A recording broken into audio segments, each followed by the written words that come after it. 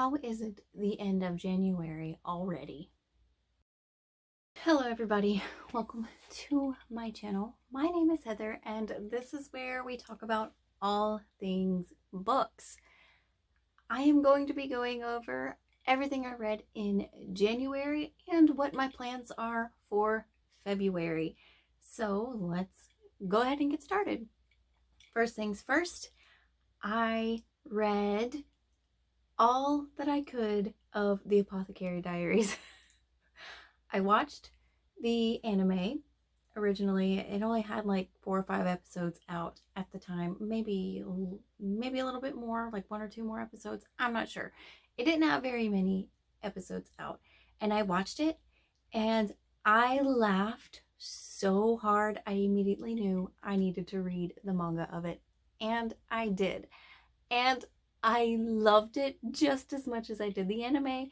So much so that when I got to all of the last volume that was translated, I started searching for the light novels. And let me tell you, it did not disappoint. I read all, I think 11 volumes of the manga. It might be 10. I can't remember, but I do know the light novels. I read all 10 volumes that were translated, and manga is a little different than light novels. Light novels are further along in the storyline than what the manga volumes are. So there's that. I read all of them. I devoured them. I loved it. And I'm here to say I cannot wait for more of this series. It was so enjoyable. I laughed a lot. I also have a few qualms about it, I guess, problems with it. But overall, I really, really enjoyed this series so much. So my problems that I had with it are a little bit that, one, the light novels read kind of like fan fiction, because I think in at least the earlier volumes, there may not have been an editor possibly that went through and edited the translations. That's what it felt like anyway. The later novels, like 8, 9, and 10, they seem to be better in grammar and editing than the earlier novels. So I had a little bit of an issue with that, because there were some translations that didn't really translate well. And so it was a little confusing to figure out what was going on in some areas because of the way things were worded. But that's okay. I figured it out through context as I was reading. So there was that. I'm also not a very big fan of reading fan fictions either. It's really hard for me to get over grammar mistakes and even the way things just sentence structures. So it was kind of difficult to read for a little while, but once I got the hang of what to do and pick out the context clues, it was okay. But I just really wanted to know what was happening in this series, and I did, and I loved it. And once I finally reached the last volume that had been translated in the light novels, I was devastated, because then I was like, what in the world am I going to read? I want more of this. And if you don't know, let me give you a quick little overview of what Apothecary Diaries is. It is a historical romance mystery type of manga. You have the main character, who is Mamao, which is cat in Japanese. I think it's Japanese. It might be Chinese.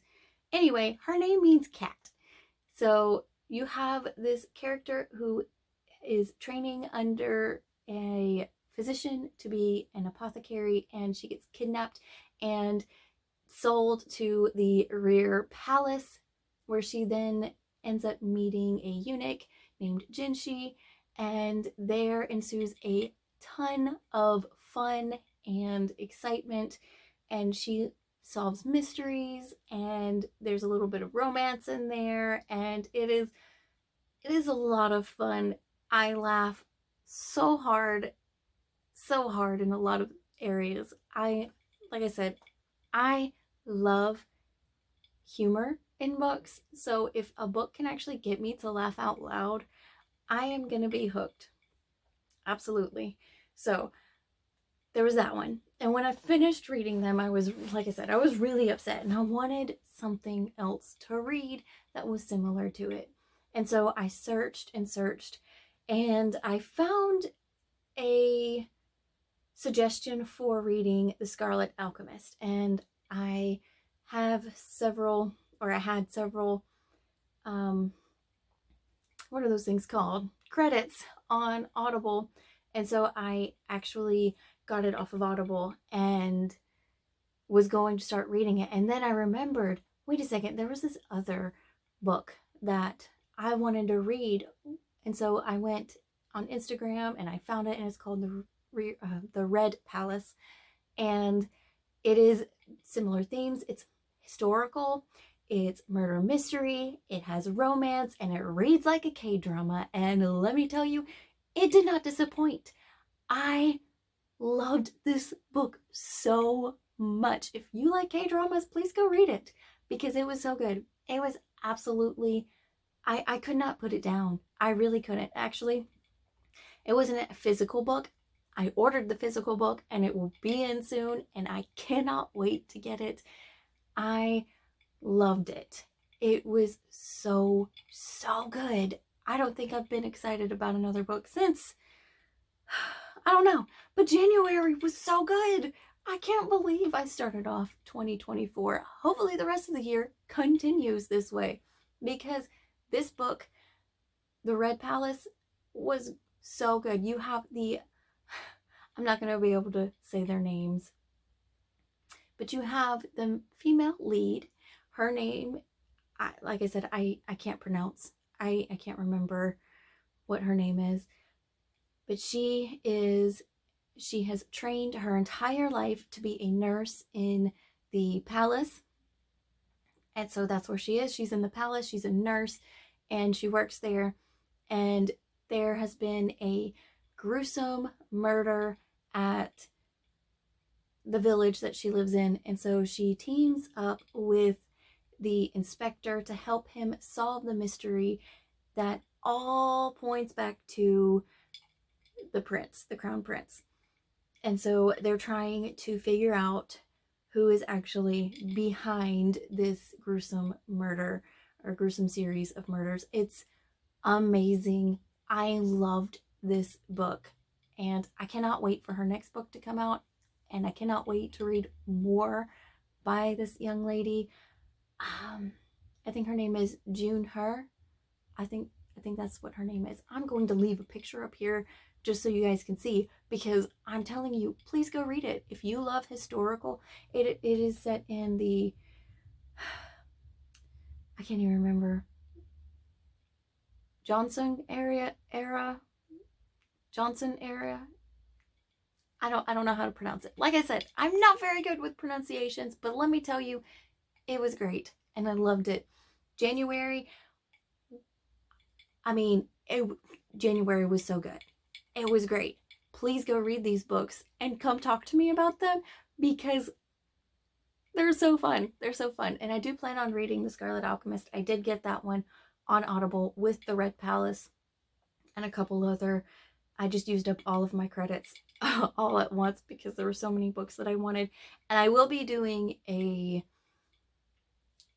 book haul of physical books that I bought, along with my audiobooks and Kindle books, ebooks that I have gotten over this past month.